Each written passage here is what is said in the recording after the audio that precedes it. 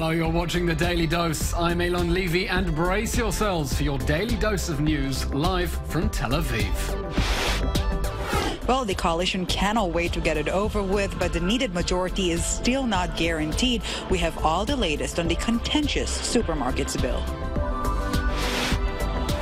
Israeli authorities publish a blacklist of pro-Palestinian groups banned from visiting Israel.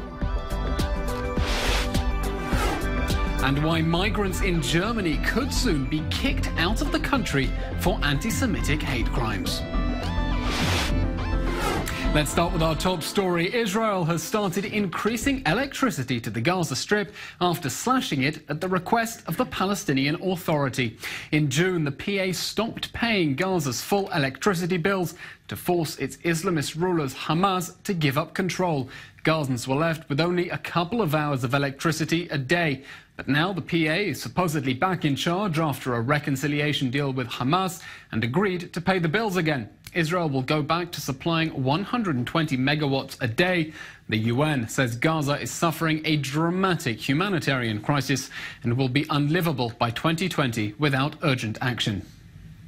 Here in the studio, we have our Middle East correspondent, Michael Pluchok. Michael, Fatah and Hamas have been negotiating a reconciliation deal, and in theory, the Fatah-run Palestinian Authority is back in control of the Gaza Strip. In theory. Right. Why has it taken so long for them to agree to start paying Gaza's electricity bills again? I mean, it would seem to be the first thing you do. You take back control and you allow people to switch the lights back on. Well, Abbas is between a rock and a hard place here, Eylon, because first of all, the reconciliation process is really faltering. It's not going the way it was planned. This is not the first time they've attempted. Really sober accounts of this would be very skeptical from the get-go of this, how successful this reconciliation process will be.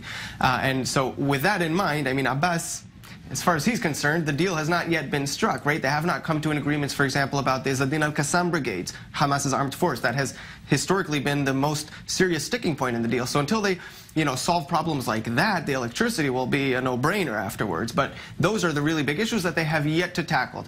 Now, beyond that, Abbas, once he gives back electricity, he's essentially he's breathing life into Hamas's sovereignty over that strip, which is exactly what he's not trying to do. He cut the... Well, let's hear a voice right now on the ground. We have journalist Hiba Mahmoud on the ground in Gaza City. Hima, thank you for joining us. Could you describe to us now what is the situation in terms of electricity in the Gaza Strip? How many hours of electricity do you have a day, and what does that mean for day-to-day life?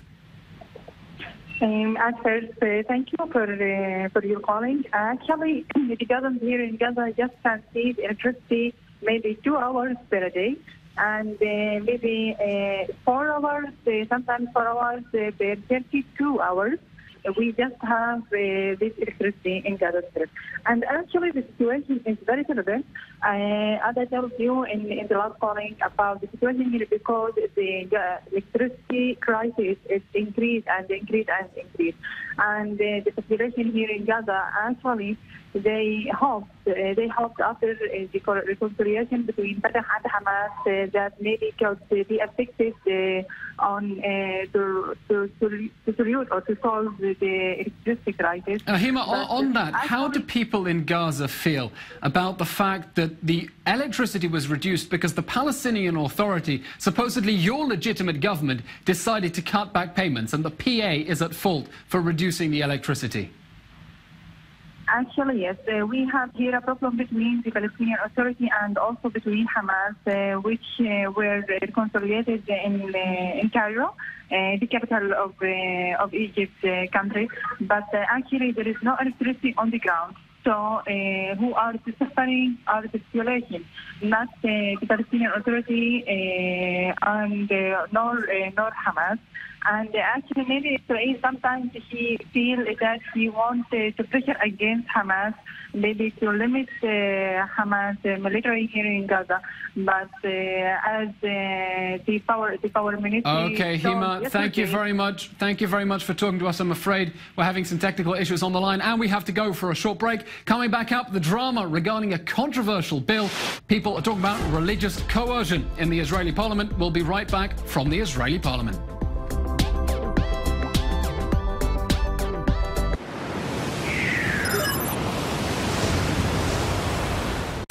Unflinching, opinionated, Weeknights, David Schuster and Shayna Estulin bring you analysis, interviews, and opinions that connect us to the Middle East and the world. Watch Crossroads weeknights starting at 6 p.m. Eastern, only on I-24 News.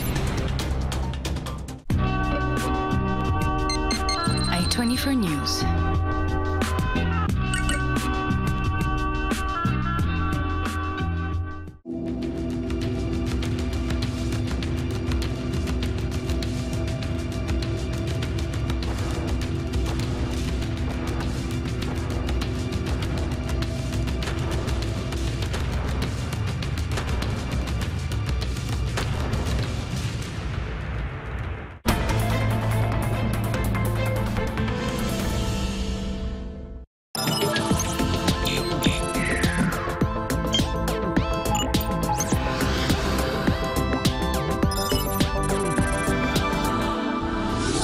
Welcome back to the Daily Dose. The Israeli government is struggling to get a majority for a bill that would stop mini-markets opening on the Sabbath. The ultra-Orthodox Shas party is demanding to prevent local authorities from allowing shops to open on the day of rest and has threatened to bring down the government unless that law passes. Lawmakers are being pressured to support the bill. Shas tried to pressure Likud lawmaker Yehuda Glick to skip his own dead wife's wake to make the vote. And the coalition whip is trying to suspend the party membership of one liberal lawmaker who's refusing to back the bill. The opposition says it violates citizens' rights to live their lives as they want to, and the vote is set to go down to the wire. Our diplomatic correspondent Eli Hohenberg is in Jerusalem in the halls of the Israeli parliament. Eli, the government obviously has a majority in the Knesset itself, so why is it struggling to get a majority for this bill? Well, you know, Eylon, sometimes you climb the wrong tree, but it doesn't mean that it's easier to back down. And this is somewhat what happened with this bill. The coalition is still struggling to garner the needed majority to this bill. And even if they will, it will be on the verge of a vote. Definitely not a demonstration of strength for the ruling coalition. This is the discussion that we're expected to see today is already a delay from last week. And if the coalition will fail once again to guarantee the majority to pass this legislation forward, it means that we are expected to see yet another delay, but it will not be in a week time since Prime Minister Benjamin Netanyahu will be in India. So a minimum of 2 weeks from now, something that will definitely not be favorable on the ultra-Orthodox parties that are pushing this legislation forward. But perhaps more than anything else, it demonstrates the complexity or perhaps the downside of the current structure of the Israeli political system. One can claim that on the one hand, this is the essence of democracy, the fact that marginalized group will have a voice, and this is what we see with the ultra-Orthodox parties. But with that said, it also gives somewhat of a disproportionate political clout from within the coalition, since it is very narrow and since every single vote matters. It's not only on that legislation. We've seen a similar situation last week with the death penalty for terrorists promoted by Victor Lieberman's Israel Beitenu party. So it comes up time and again, and it all has to do with, again, the composition or the structure of the coalition, which is very, very fragile. Okay, Eli Hohenberg reporting from the Israeli parliament. Thank you very much. Israeli Prime Minister Benjamin Netanyahu is insisting that the UN's Palestinian Refugee Agency must disappear. He accused UNRWA of perpetuating the problem of Palestinian refugees, as well as the narrative that they have a right to return to Israel. UNRWA is a separate body from the UN's main refugee agency, dealing with the descendants of Palestinians who fled during Israel's War of Independence. Speaking in the cabinet, Netanyahu suggested that UNRWA's budget should be gradually transferred to the UN High Commissioner for Refugees instead. This as the United States is actively reviewing ending funding for UNRWA and possibly stopping all other aid to the Palestinians. I completely agree with President Trump's harsh criticism of UNRWA. UNRWA is an organization that perpetuates the Palestinian refugee problem. It also enshrines the narrative of the so-called right of return in a bid to eliminate the state of Israel. Therefore, UNRWA should pass from the world.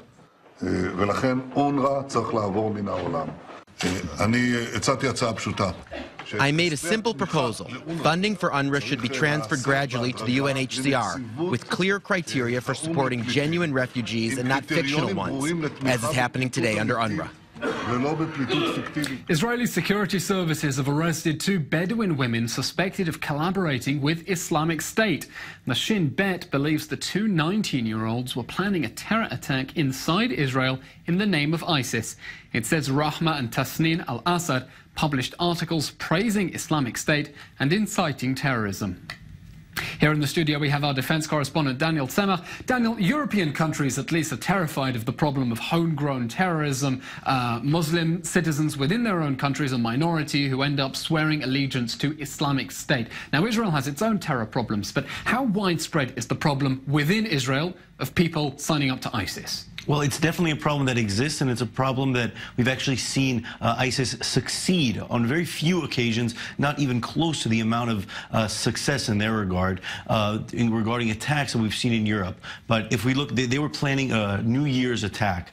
New Year's 2 years ago, there was actually an attack that occurred in a very central street in Tel Aviv on Dizengoff Street on New Year's Eve, and the person that perpetrated that attack also pledged allegiance, if you will, to ISIS. But it's not infiltrated in the same way, to the same extent that it is in other European countries. But that's partially because of the defense apparatus and the counter-terror apparatus that exists in Israel, doing a much better job maybe to track down these sort of networks and stop them before they actually have the ability to grow and sort of spread throughout, whether it's the West Bank or here in this case, actually not the West Bank, in Israel proper. I mean, you could argue there are so many terror organizations that are active here that perhaps Islamic State is struggling to compete with the competition. That's absolutely right. I mean, we've seen more success by Hamas to infiltrate and make a footprint to entrench itself in the West Bank than ISIS, but it doesn't mean that ISIS is not still somewhat present, or at least people are attempting to create a sort of network here, and they might be more lone wolves than they are a full-blown terror network within Israel proper. Okay, well, Daniel, let's take a step back. We understand you have some new figures for us today about counterterrorism within Israel. Yeah, so the IDF actually released recently a report, 2017, taking a look back on comprehensive data that they released. I believe we have some graphs that show some of the differences between last year and this year, starting with the amount of money that's been confiscated, over $2 million of funds that were designated for terror use, as well as weapons and another... We're speaking about IDF activity within the West Bank. Exactly, thank you. IDF activity in joint activity with other Israeli security services in the West Bank, also cracking down on manufacturing sites and on arrests. And this has been a big issue, and we have heard that also between the ISA, the Shin Bet Israeli Security Agency, and the IDF taking a further step in coordination, signing a strategic cooperation agreement so as to more readily transfer information and share information. I mean, this rise in arrests doesn't necessarily reflect a heightened threat, but rather better coordination on the side of the security services. Right, at least that's what they contend in this report, and also other Israeli media outlets are also contending that that is a result of this better cooperation maybe between the ISA and the IDF. I mean, are you expecting that this trend, the heightened security alert, is something that's going to remain in place, or are we talking about a particular bumper crop of terror arrests? Well, what's happened recently, when we're looking at this report, they made a concerted effort to acknowledge certain incidents that have spiked terror and have spiked rocket attacks, namely the Temple Mount crisis in the summer, as well as Jerusalem announcement by Donald Trump in early December. These two incidents also had a residual effect that might even spill over into 2018. But as we know in Israel, the security alert level is generally high so as to prevent these sort of terror attacks from actually taking place and having these terrorists succeed in their ends. Okay, a country that's been under a state of emergency since the day of its birth. Daniel Tzemach, defense correspondent, thank you very much. We're taking a very short break now, but still to come. After a week of anti-regime protests in Iran, Iranians now have one more surprising thing to protest about. We'll bring you that. And the new bill in Germany could see migrants expelled from the country for, well, we'll reveal soon.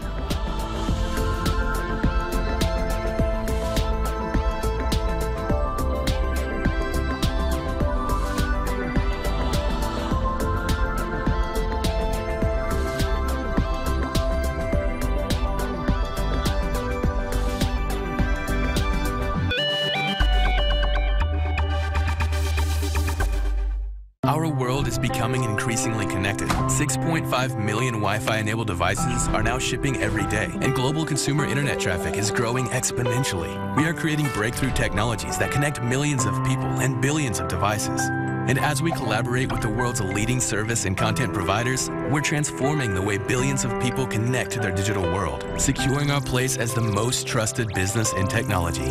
We are Eris, and we're powering your digital world.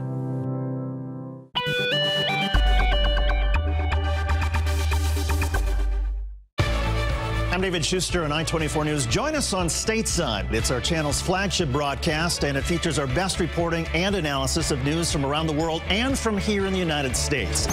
Watch Stateside, weeknights at 9 p.m. Eastern, only on I-24 News.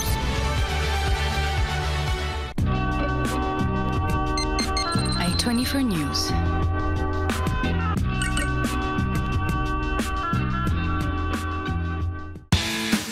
The trends, the fads, the breakthroughs.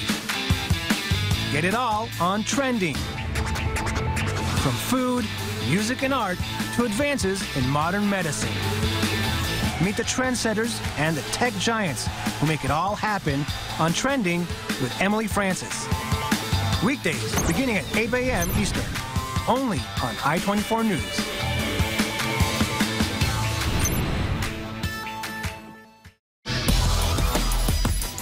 I'm Tracy Alexander for I-24 News. Join us on Perspectives and get the whole picture as we break down the day's top stories from all angles.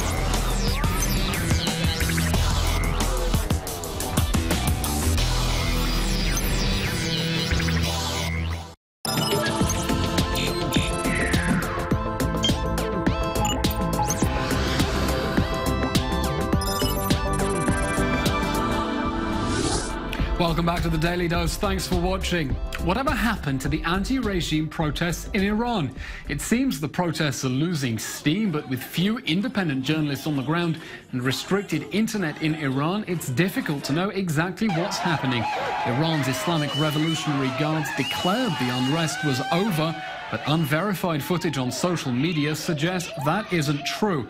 And CIA Director Mike Pompeo says the unrest is not behind us. Iranians are blaming the theocratic Islamic Republic regime for economic hardship, many asking why Iran is spending billions on foreign wars instead of investing the money at home.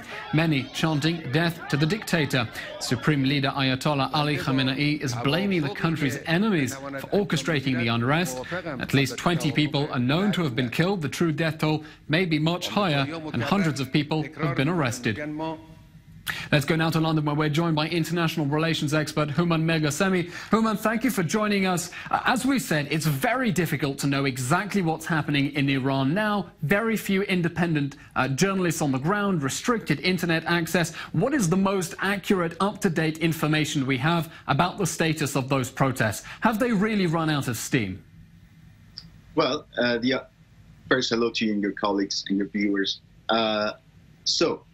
Here's the state of the affairs. Now, you've got the IRGC finally declaring that the protests are over, that the unrest is over. But I'm going to paint a picture here. Now, I read a few days ago an interview in an Israeli newspaper, which is called Israel Hayom, by the former chief of intelligence of IDF, Mr. Cooper Wasser. And he said that these protests were very different from the ones that happened before. For example, the Green Movement of 2009, because for the first time, people were against the concept of the Islamic Republic of Iran. They were against the concept of the regime of Iran. And you could see that from their slogans and from their chants. Now, for the first time now, whereas back in 2009, they were still playing within the system, so to speak. Right. So look at it this way. Back in 2009, people went to the streets demonstrating, and they were upset because they thought that the election was rigged, that Ahmadinejad should have not become the president, that Mr. Mousavi or Mr. Karoubi should have been the president. It was still within the framework of the Islamic system, Islamic Republic system.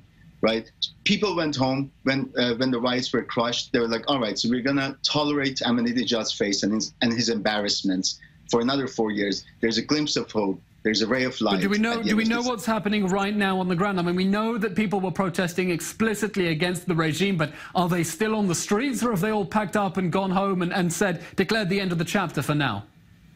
Well, look, even if they've gone home, even if the whole thing is crushed, let me tell you something. Now, there are 19 million Iranians living in shanty towns right now, right? 19 million Iranians living in shanty towns at the moment. And the population of Iran is 80 million. So 19 million out of 80 million Iranians live in shanty towns in the outskirts of the major cities of Iran. That's 24% of the entire population of Iran. They sell their kidneys because they're so poor, because of abject poverty. Sometimes they trade their children before they're even born.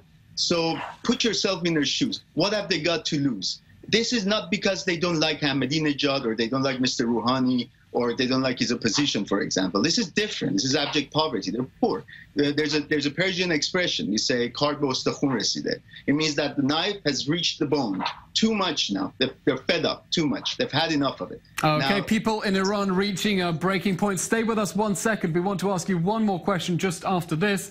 Iran is banning the teaching of English in primary schools. Why? Because the clerical leaders of the Islamic Republic regime fear the influence of foreign culture on the children of Iran. They often warn of a cultural invasion. Supreme Leader Ayatollah Ali Khamenei accused the West of promoting its culture to the youth of foreign countries as a cheaper alternative to colonialist expansion.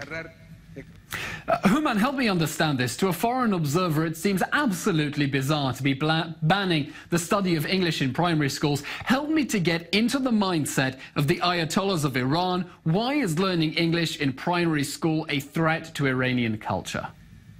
Well, knowledge is power. Because back in 2009, there was right after the Green Revolution, Green Movement, there was a similar decision. They basically downsized the departments of social sciences of universities in Iran. Now it's English language because they wish if they could, for example, control the cyberspace. They wish if they could totally stop it, but they can't. So now they could stop people from learning English because if they could read English, for example, they could watch this interview that we are having right now. People in Iran. But at the same time, we're only talking about banning the study of English in primary school rather than middle school. If I understand correctly, that's still going on? Well, they're trying to do it. I'm pretty sure that it's initiated because of this recent round of unrest. Completely discommunicate. They want to create an isolated state, something like North Korea, that people don't communicate with yet. English is a universal language. Me and you are from different backgrounds. We're communicating in English. Now, imagine if I was a child and I never had this opportunity to learn English, right? We could never communicate together. And that's why they want to stop this. Okay, Huma Meghasamy, thank you very much for joining us from London, Iran, trying to isolate itself from the rest of the world. Thank you for your analysis. We're taking a very short break now, but still to come. A bill proposed in Germany could see migrants thrown out of the country for Jew hatred. We'll bring you more details. And it is rather amazing what one can do with chicken poop. Intrigued? So am I. More to come up after the break.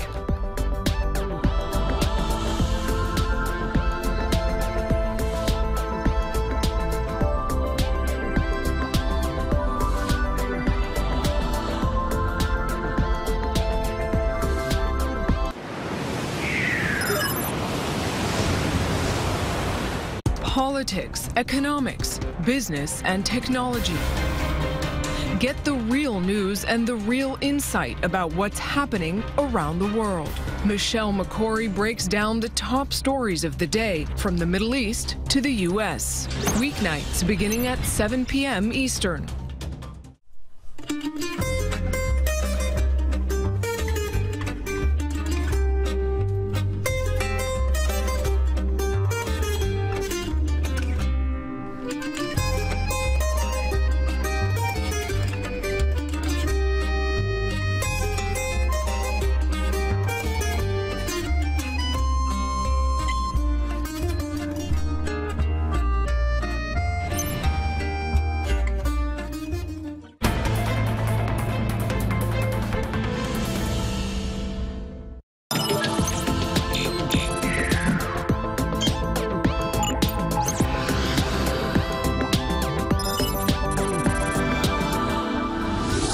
Welcome back to the Daily Dose. Germany could soon expel migrants who turn out to be anti-Semites. Germany has accepted over 1 million refugees in recent years, many from Arab countries, raising fears it is importing Jew hatred. Now, Chancellor Angela Merkel's Conservative Alliance is planning new legislation. It says anyone who refuses Jewish life in Germany or even questions Israel's right to exist has no place in Germany. Migrants found guilty of anti-Semitic hate speech would face deportation. The bill will be presented by the time of International Holocaust Remembrance Day at the end of January. Our Berlin correspondent Polina Garayev is in Germany. Polina, quite a dramatic piece of legislation, really nothing quite like it in any other country. How likely is this to actually enter into law?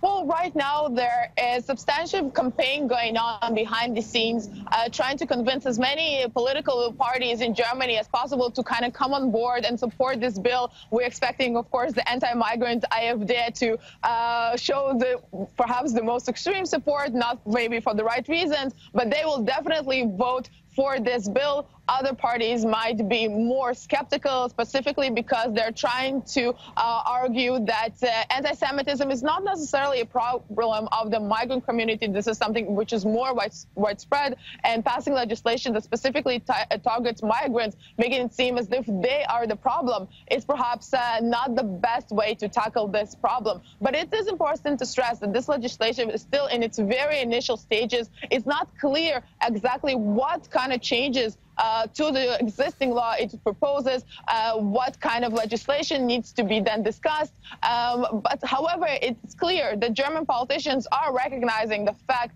that anti-Semitism among migrants is a problem, something that have been reluctant to discuss for a long time, again, fearing the rise of the right-wing populists. But right now we're seeing also German organizations, German Jewish organizations supporting this bill, saying that finally anti-Semitism is being addressed in Germany by politicians, and politicians especially are understanding that this could be a benchmark in order to assess how well can people, apparently also especially those coming from Arab countries, can assimilate in German society. Okay, Polina Garayev in Berlin, thank you very much.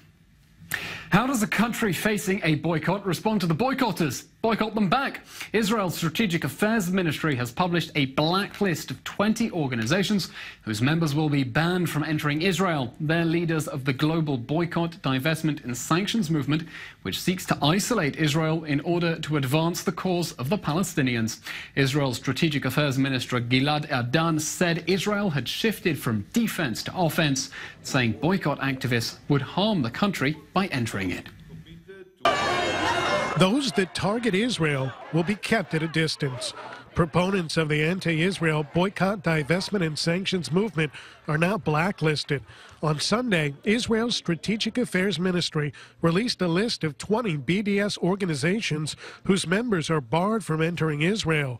The list spans Europe, the U.S., Latin America, and South Africa, and includes the Jewish Voice for Peace. Strategic Affairs Minister Gilad Erdan said, "We have switched from defense to offense. The boycott organizations need to know that the state of Israel will act to stop them and prevent their representatives from entering the country to harm its citizens." The blacklist focuses on groups who Erdogan's ministry says continuously work to undermine Israel through lies and incitement, then pressure states, businesses, and individuals to boycott Israel. The effort to counter the BDS movement has seen success in America, where many state governments now refuse to do business with BDS-affiliated entities. One of those groups, the Jewish Voice for Peace, released a statement saying they weren't surprised by their appointment on the blacklist, especially how the Israeli government has shifted in recent years. Cultural boycotts have seen a bit more staying power. Notably, the singer Lorde recently canceled her Tel Aviv concert under heavy pressure from BDS activists, a move some cited as hypocritical. Well, they're being told that by going to Israel, they are making some kind of political statement, and that somehow they're complicit with Israel or Israel's policies by going there. Now, that same argument is not applied to any other country. For example, Lorde is going to be performing in Russia as well. As we know, there's a very oppressive regime in Russia. it occupies Crimea. I haven't heard any calls for her to not go to Russia. She is not told when she performs in the United States that she is complicit with President Trump or his policies. This seems to be an argument that is only applied to Israel. With the new blacklist in effect, that argument will have to be made from outside Israel's borders. Mike Wagenheim, I-24 News. Okay, for a debate on that BDS blacklist, we have Eylon Levy in the studio from the Israeli Jewish Congress. We also have Jeff Halper from the Israeli Committee Against House Demolitions. Jeff, let's start with you. The logic here seems quite fair, actually. Boycott us, and we'll boycott you back. What do you mean we'll boycott you back? Who's boycotting back who? Well, this is Israel telling these activists, boycott us and you can't come into our country. The logic is very clear. The idea is, the logic of BDS is very clear. And that is, there's an occupation that's illegal. It violates UN resolutions, international law, the 14th Geneva Convention, fundamental human rights, Jewish values as well, American policy, European government policies, and Israel refuses to do anything about it, refuses to end the occupation, it refuses to adhere to international norms. And the message is clear. If you, Israel, will not conform to the norms of our international community, you're going to be boycotted until you do. Well, let's bring that to our guest in the studio. Let's bring that to our guest in the studio. Eylon, that sounds like a very reasonable case. Until Israel agrees to abide by the norms of the international community, it should be pressured by foreign activists, no? Look, I wouldn't agree. So the Israeli-Palestinian conflict is much more nuanced than just the one issue of the settlements or the supposed occupation. We have to look at the proposed action of Minister Ardern in context. Israel, like every democracy, every sovereign nation, is entitled to determine who will and who will not enter its borders. Non-citizens are not permitted automatic entry. It's a little bit authoritarian to bar entry to people just because of their political opinions or political activism. I mean, liberal democracies don't do that, do they? Actually, yes, they do. Look at the UK, for example. They banned entry to Pamela Geller. The Polish and the EU banned entry to Richard Spencer. Australia banned entry to Tamimi's father. But it's not banning entry to those people based on their political beliefs. That's not the reason for it. They're banning entry to those who espouse extremist values, radical values, bigoted values, those that seek to harm the state of Israel. As any democracy, we are allowed to determine who will and who will not enter our borders. Jeff Halper, we're hearing here from Eylon Levy. Other liberal democracies refuse entry to people they deem prejudicial to their values. Israel says BDS is trying to advance the end of the state of Israel and has a right to keep them out. Is that not entirely reasonable? It's not reasonable on two levels. One is that you know, you're assuming that the people in BDS are anti-Israel. You take the Jewish Voice for Peace, or actually any of the other... I mean, the BDS platform does explicitly say that they want to use pressure against Israel so that to create a Palestinian state from the river to the sea, does it not? No, they're not. They're saying we're going to pressure Israel until the occupation ends. Exactly. Well, they say till the occupation ends, but until Israel grants a full right of return to Palestinian refugees, which both you and I means Israel would have an Arab majority and would no longer be a Jewish state. That's a whole other issue. What that means and the occupation will be negotiations and everything else. That we don't have to get into. The point is, until Israel ends the occupation, it's not going to be a part of the international community. And let me say one more thing why it's not true. Because this whole statement that Israel doesn't allow, every country doesn't allow people through its borders is true. And if Israel wanted to keep Jews and other people out, that's fine. But they can't keep them out of the occupied territories. The West Bank, East Jerusalem, and Gaza is not Israel. Israel has no right to keep people out of somebody else's country. They're still not annexed. They're still not Israel. So Israel's not only... Jeff Halper, thanks for joining us. I want to give Eylon 10 seconds. Look, the organizations that are listed in this group, like Jewish Voices for Peace, like Solidarity for Justice in Palestine, these are not organizations that just support BDS, but they quite clearly also support terror against Israelis. So Israel is doubly right to ban entry to their activists. Jeff Halper, Eylon Levy, thank you for joining us. We're taking a short break. We'll be right back.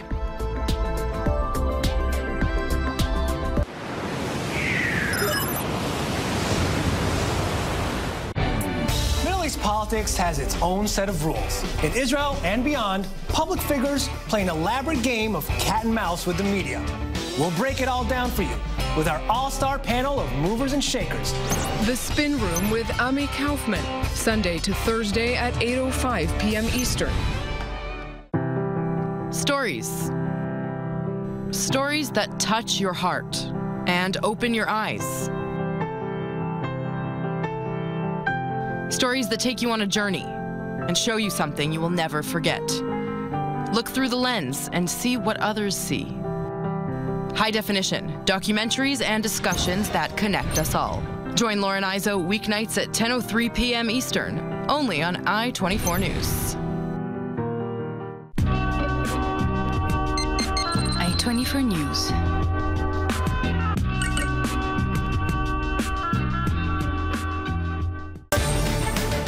I'm Khaled Ben David. And I'm Nareet Ben. Join us on The Rundown here in the heart of the Middle East for a candid conversation. A closer look at the stories born out of this region and driving changes all the way to Washington.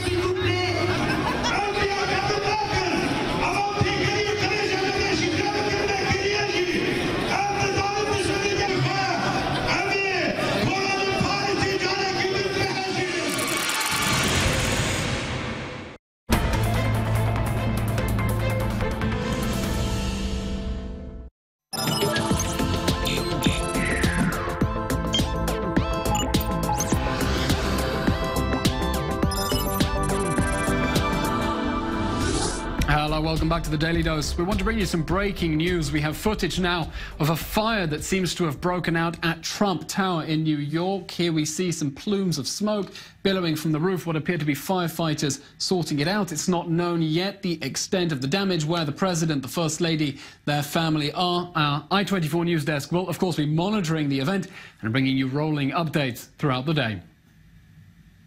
Well, as time runs out to contain global warming, scientists and entrepreneurs are innovating new sources of renewable energy. But surprisingly, some of the cleanest energy might come from the dirtiest places. Culture correspondent Maya Margit rolls up her sleeves. Fossil fuels, the largest source of greenhouse gases in the atmosphere and the leading cause of air pollution around the globe. But now Israeli scientists believe they've found a viable alternative: chicken poo power. So how do scientists turn animal waste into energy? By treating it, then burning it, creating biomass fuel. We're taking wet waste, wet poultry litter, we introduce it into a pressure cooker, so to speak, and we heat it to up to 250 degrees Celsius. During this process, the water is becoming really reactive, and the chemical processes occurring in this pressure cooker convert the organic waste into coal-like material. Though most of the world still relies on fossil fuels, studies show that renewable energy, gas and nuclear power will be the fastest growing forms of energy in the decades to come. Chicken poop may be part of the solution. In fact, it could replace 10% of the coal that's used in power plants to produce electricity. We still rely a lot on fossil fuels, and this is something that is leading to climate change, and we want to move away from it. Using waste is ideal because it's already being produced anyway. We consume a lot of meat, chicken meat, for example, and we're consuming more and more. So this waste is going to be here, the amounts are going to be growing, and we need a solution. The process kills two birds with one stone. It gets rid of poultry waste, and it's an alternative energy source, which means maybe, just maybe, poop will help save the planet. Israel is a nation of heavy smokers. In fact, smoking rates are rising up to 22.5%. Anti-smoking activists blame low taxes on loose tobacco for roll-up cigarettes. Ministers recently rejected a proposal to stop selling cigarettes on military bases, saying if soldiers are old enough to give up their lives on the battlefield, they're old enough to smoke. Well, joining us now in the studio, we have Dr. Ivan Berlin. He's a professor in clinical pharmacology and an expert in addiction medicine. He works with Israeli tech firm Somatics, which uses digital technology to help people beat smoking. Dr. Berlin, thank you for joining us. Thanks. Many people who want to kick the habit of smoking might use a nicotine patch, but you have an approach that's a little bit more technologically sophisticated. Tell us about that. Well, I met this society during a presentation on a tobacco research congress in Prague, and I was really interested in what they are doing. They are developing, and they developed an application called SmokeBeat, which monitors smoking cigarette consumption in real time. That means that the physician or the healthcare professional can see when through a device that somebody actually wears. Yes. The setting is quite simple. You have a smartband or a smartwatch which records hand gestures, in particular hand-to-move gestures, and it transfers to the application on a cell phone, and the physician can see in real time who smokes, when, how many puffs, how many times a day, and so on, and summary statistics for the whole day. And the individual can back on his or her cell phone also the time spent with smoking, how it costs, and so on. So it is innovative way to try to combat smoking through digital technology. Dr. Berlin, thank you very much for joining us. A developing mystery in space travel. SpaceX has launched spacecraft into orbit without saying where it's going or what's on board. The Falcon 9 rocket was launched from Cape Canaveral in Florida, launching the Zuma spacecraft into low Earth orbit. The reusable rocket landed back on its launch pad just over 8 minutes later. It's a project for an unidentified US government agency. No word what the secret mission is for. MECO stands for main engine cutoff. That's when the first stage stops firing. There follows stage separation. Let's go back to our live images now of a fire at the Trump Tower in New York City in central Manhattan. In the past week, there was a fire at the Clinton family home in Chappaqua, New York, the home of a woman who accused Roy Moore of sexual misconduct, though the other fires happening in America. We have no other information at the moment of the developing situation at Trump Tower, whether the First Lady, any of the president's family are at home. Trump Tower, of course, being the iconic home of Trump's multi-story home, all covered in gold, where he launched much of his reality TV career, where the First Lady also lived for the first few months of the Trump presidency, refusing to move to the White House. It appears that firefighters are battling the flames at the moment and trying to keep the situation under control.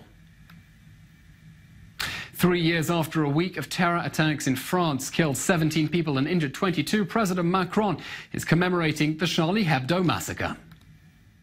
Today, France marks 3 years since the Charlie Hebdo newspaper massacre. French President Emmanuel Macron and Paris Mayor Anne Hidalgo led a moment of silence and a wreath-laying ceremony to commemorate the terror attack. The head of state was joined by his wife Bridget and 4 members of the government, the ministers of Interior, Justice, Culture, and a government spokesperson. After laying the wreath, Macron spoke to families of the victims as well as survivors. On January 7, 2015, Islamic terrorists linked to al-Qaeda in Yemen burst through Hebdo's doors, armed with rifles, and murdered 12 journalists and injured another 11. More terror attacks followed almost immediately. On the 9th, another terrorist killed 4 and held 15 more people hostage in a kosher market in France. At this scene, too, Macron stopped to lay a wreath. More than 40 world leaders flocked to France for a unity rally that drew 2 million people to Paris, and another 4 million gathered around France.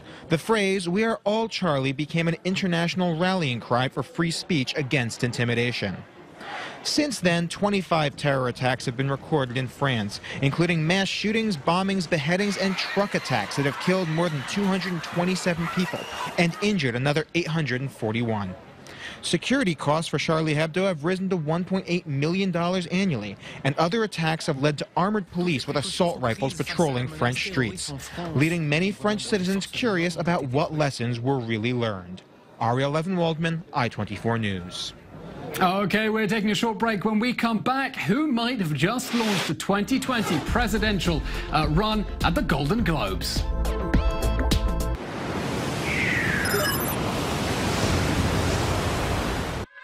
Every stone, every street, every scar tells the story of Israel. A place that speaks of the souls of Jews, Christians, and Muslims alike. Changed by time and conflicted, its magic still echoes in the hearts of its people. Join I-24 News' Jordana Miller on a journey through history. Watch Holy Land Uncovered every Sunday at 10:05 a.m. Eastern, only on I-24 News. I'm David Schuster. And I'm Shayna Estulin. Join us on I-24 News for our show Crossroads. We bring you a comprehensive and engaging look at the global news and opinions from the crossroads of America. Weeknights beginning at 6 p.m. Eastern, only on I-24 News.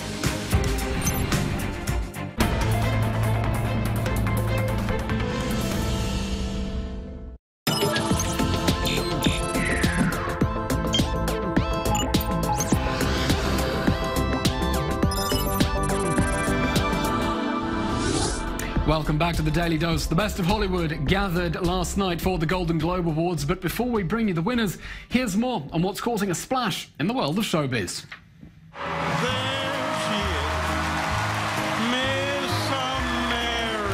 Miss America is getting older, sort of. The organization is raising the maximum age of contestants from 24 to 25, starting with this year's pageant. The spokeswoman says it will benefit women pursuing advanced degrees. It's the first rule change since CEO Sam Haskell stepped down due to inappropriate emails, and former winner Gretchen Carlson became chairwoman. If you're looking to buy Broadway tickets, now's the time to get them. This month, 19 shows are participating in Broadway Week, in which you can get 2 for the price of 1. The tickets for the performances from January 16th until February 4th. I had a show for a long time, and then I didn't have a show for a long time. David Letterman returns to TV with a new talk show on Netflix. President Obama joins former Late Show host as his first guest when it debuts next week. It's the first talk show Letterman has hosted since he stepped down from The Late Show in 2015. May the Force no longer be with you. Jumanji, Welcome to the Jungle, soaring to victory at the box office, knocking Star Wars in the top spot. The film, set 21 years after the first installment, follows 4 teenagers who were transported into the video game version of Jumanji. It stars Dwayne "The Rock" Johnson and Jack Black. Be careful. The supernatural horror movie Insidious: The Last Key, starring Lin Shaye, came in second with more than $26 million. It was followed by Star Wars: The Last Jedi. And that's what's happening in Hollywood. It was a big night for Hollywood at the Golden Globes, with a sexual abuse scandal engulfing the industry taking center stage. Many stars wore black as a statement against sexual harassment in the movie business. The night's big winner, 3 billboards outside Ebbing, Missouri, which took 4 awards. But it was Oprah Winfrey who stole the show as she was presented the Cecil B. DeMille Award for Lifetime Achievement amid swirling rumors she could run for president in 2020. They tried to get a woman to host this show, they really did. They said, hey, how would you like to come and be judged by some of the most powerful people in Hollywood? And women were like, well, where is it? And they said, it's at a hotel, and long story short, I'm your host tonight. I don't know if we'll ever be able to end abuse and sexual harassment, but I think that people now there'll be repercussions for that kind of behavior. People will be held accountable for it.